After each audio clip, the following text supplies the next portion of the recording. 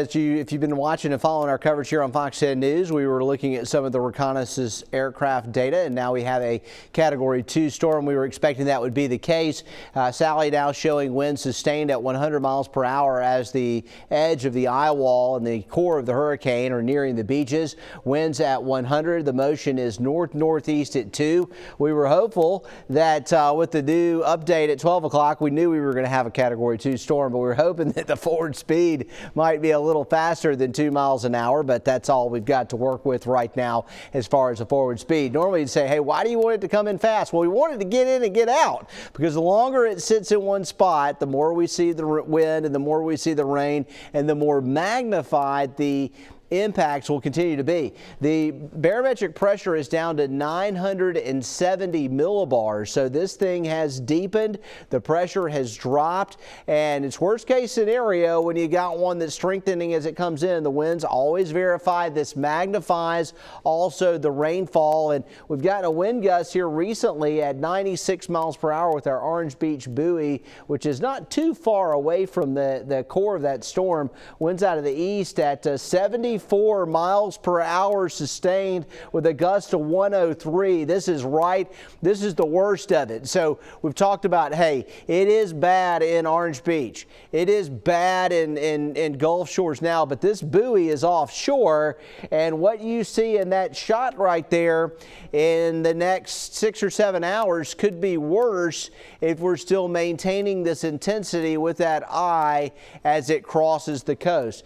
This is going to go down as a, unfortunately, memorable hurricane. Sometimes we get these Cat 1s and the Cat 2s and think, oh, which one was that? When did it come? No, you're going to remember Sally if you're in Orange Beach or Perdido Key or Pensacola at the Naval Air Station or Warrington or out towards Pensacola or really anywhere in eastern Baldwin County. Now in Mobile County, that when you wake up tomorrow, you're going to have limbs down, trees down, all that kind of stuff, and we're getting some flooding, but it's going to be a Baldwin County, Escambia County, Santa Rosa County thing most likely that will be a memorable storm from a flooding perspective, from a wind perspective, and possibly even from a surge perspective.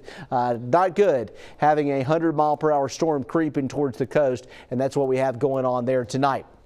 Rain totals. This is Doppler radar estimated precipitation, and as we had clicked on this throughout the night, every time we think we've got it pegged as far as, hey, we've had 15 inches of rain, we'll click on it again an hour later, and we have 17.8 inches of rain.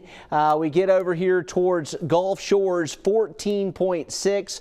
We're starting to see a little more rain up here in the headwaters up near to the Silver Hill area of Fish River, which is flood prone, but we've not seen these huge totals yet in central Baldwin County. So that's why the river gauges are still reasonable, but Wolf Creek is out of its banks. I just checked that, and so any roads that are up around the Wolf Creek area, be aware that they're likely going to be closed or flooded.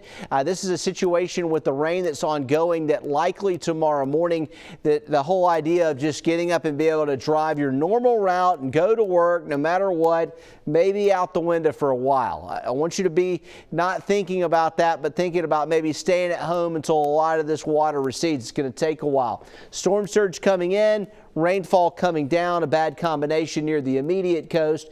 The core of the hurricane, the worst part of it right now, appears to be getting very close to Little Lagoon here in Gulf Shores. Matt, you can see right there, we're getting some red pixels. He's got the box zoom going here, so we're pretty much tight on here. That is the length of Little Lagoon. Little Lagoon kind of winds down and necks down and ends up there right in Gulf Shores proper, right off of 59 there, close to Beach Boulevard. And then you've got West Beach, and you've got the core of the hurricane now bearing down on Gulf Shores. So Orange Beach, Perdido Key, Gulf Shores, the core of the hurricane's on the way.